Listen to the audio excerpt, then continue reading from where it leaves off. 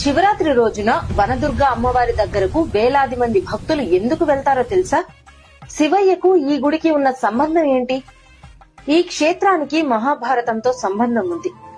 పరీక్షిత్ మహారాజు ఒక ఋషిని అవమానించగా పాము కాటుకే మరణించుగాక అనే శాపం పొందాడు.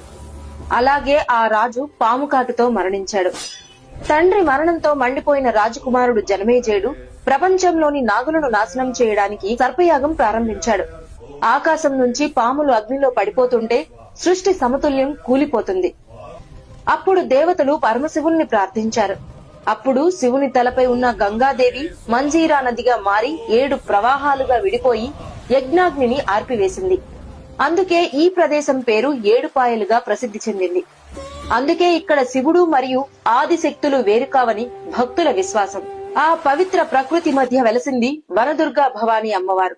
ఇక్కడ ఆ 7 ప్రవాహాలు అమ్మవారి పాదాలను తాకుతూ ప్రవహిస్తాయి. ఈ క్షేత్ర దర్శనం పాప విమోచనం, దైవానుభవం అని భక్తులు నమ్ముతారు. అమ్మవారిని దర్శిస్తే శివుని కృప కూడా లభిస్తుందని, శివశక్తులు ఒక్కటేనని భక్తుల విశ్వాసం.